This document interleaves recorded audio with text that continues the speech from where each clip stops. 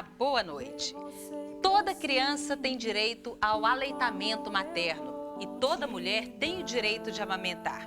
Apesar de ser uma determinação do Estatuto da Criança e do Adolescente, alguns empregadores e próprio poder público ainda não reconhecem totalmente a lei. Na maioria das instituições corporativas, grande parte das mães faz o desmame da criança assim que acaba a licença maternidade.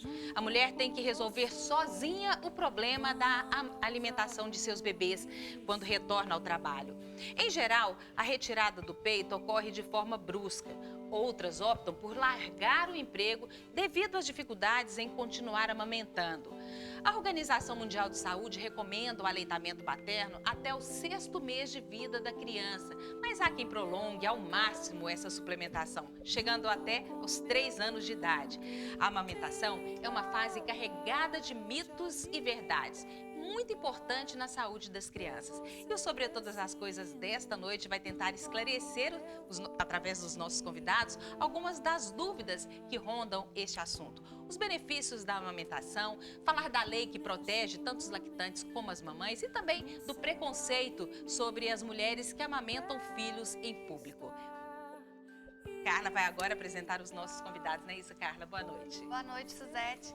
Boa noite a você que nos acompanha na noite de hoje, 29 de agosto. Para nos ajudar no tema, estão aqui no estúdio conosco a Eliane Amorim Melo Fonseca, pediatra do Hospital Materno Infantil, ela que também faz parte da equipe do Banco de Leite do HMI há mais de 20 anos. Boa noite, muito obrigada. Boa noite. E também ao meu lado está a psicóloga Elaine Consuelo, é psicóloga clínica e neuropsicóloga. Boa noite. Boa noite. Sejam muito bem-vindas. Muito obrigada. Doutora Eliane, eu vou começar com a senhora perguntando o seguinte: esse direito à amamentação, tanto do bebê quanto da mãe, é previsto através da Organização Mundial de Saúde? Sim, sem dúvida. O que a gente, inclusive, gosta muito de deixar claro é que a mãe, ela tem o direito de amamentar, ela não tem exatamente o dever. Porque uma mãe sozinha, ela vai ter algumas dificuldades em iniciar e manter essa amamentação de uma forma adequada, né? O tempo correto. Então, a partir do momento que ela tem apoio da comunidade, apoio do setor de médico, pessoal da saúde e principalmente da família, ela tem mais condições de manter essa amamentação e depois, como você disse, na volta ao trabalho, como as empresas não fazem as creches, que seriam leis também, que não são ainda respeitadas, né? Existe agora uma nova ideia muito interessante que torna muito simples. São as salas de mães que amamentam. Salas de mães trabalhadoras que amamentam. Desculpa. Dentro dos locais Dentro dos trabalho. locais. Em cada empresa, seria uma coisa bastante simples. Se quiser, depois a gente pode falar. Ou agora, se você... Eu queria saber como que seria isso. A mãe sim. levaria a criança... Vamos dar um exemplo aqui do nosso local de trabalho, que é um pouco distante, né? Do centro e de alguns bairros da cidade. A mãe teria que trazer ou alguém traria essa criança? Não, a mãe só poderia levar a criança se houvesse uma creche, que como ela ia trabalhar sem alguém para cuidar. Né? A criança dá trabalho, chora, tem que cuidar, às vezes já está maiorzinho, tem que correr atrás, então teria que ter a creche. Então, não existe a creche. Então, agora estão em Goiânia, tem algumas já, poucas, mas já existem, as salas de mães trabalhadoras que amamentam. É o seguinte, como é que funciona? Uma sala que seja pequena, que tenha uma poltrona, uma cadeira. Discreto, um conforto para a mãe sentar e extrair seu leite. Aí o que precisa ter mais essa sala? Uma pia para higienização das mãos e dos aparelhos ou de máquinas, ou ela vai tirar com as próprias mãos. Então, fazer essa higienização e uma geladeira ou um congelador ou freezer. Inclusive, só interromper um pouco a senhora, Suzete, a gente fez uma matéria aqui pela TV Brasil Central, na central de abastecimento, na Ceasa.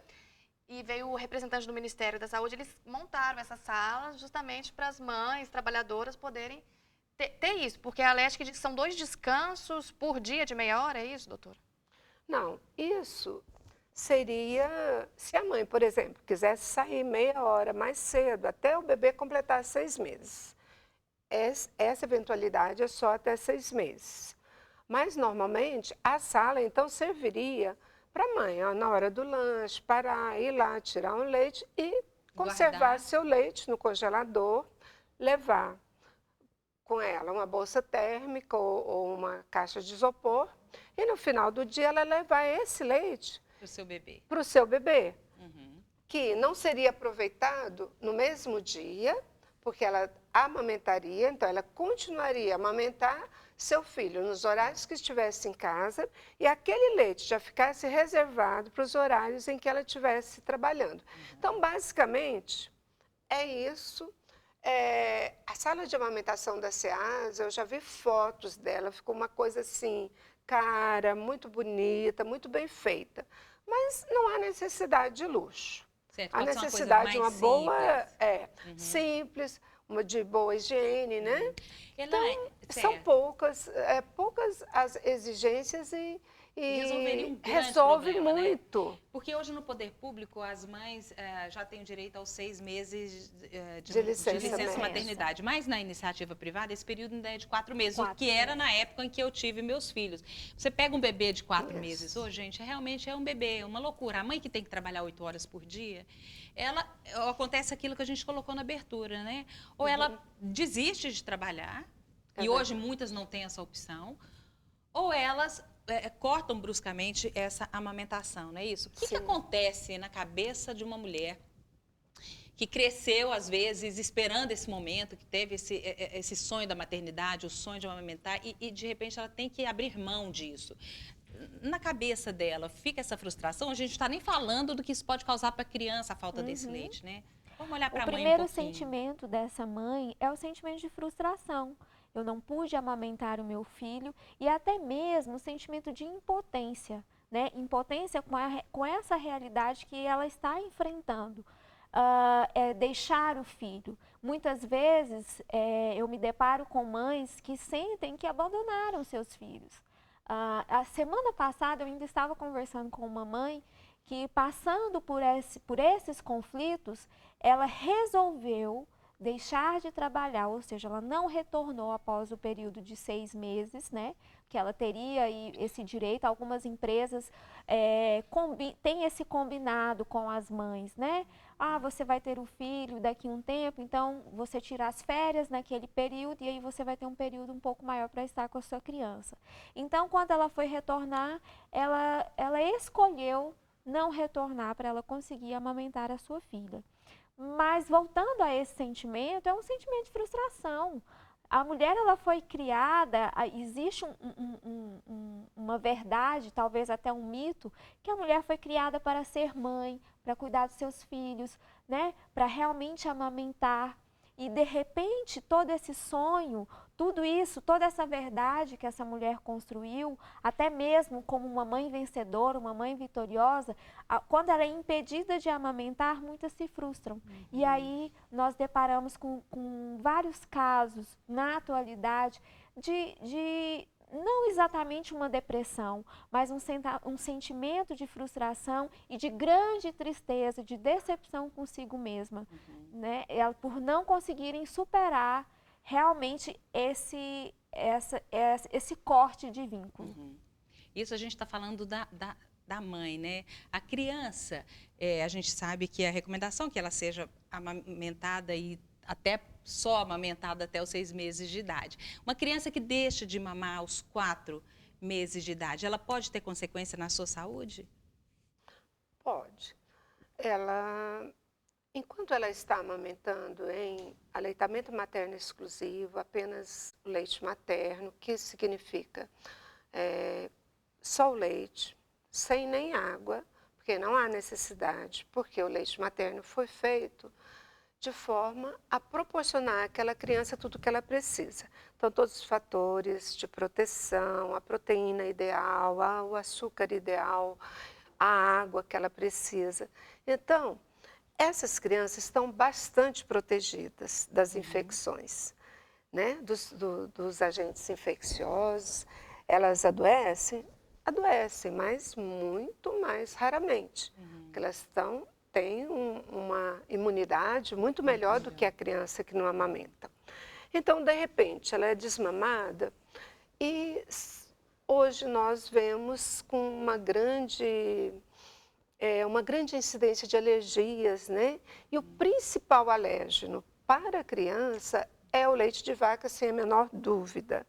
Então, são alergias de difícil controle, às vezes de difícil diagnóstico, e que então que a mãe sofre, a criança sofre muito com problemas intestinais, vômitos, diarreia, distensão abdominal, e até que se firma o diagnóstico e se consegue um leite que vai realmente, porque nessas alturas o leite da mãe já secou, porque ela teve que parar para trabalhar, né?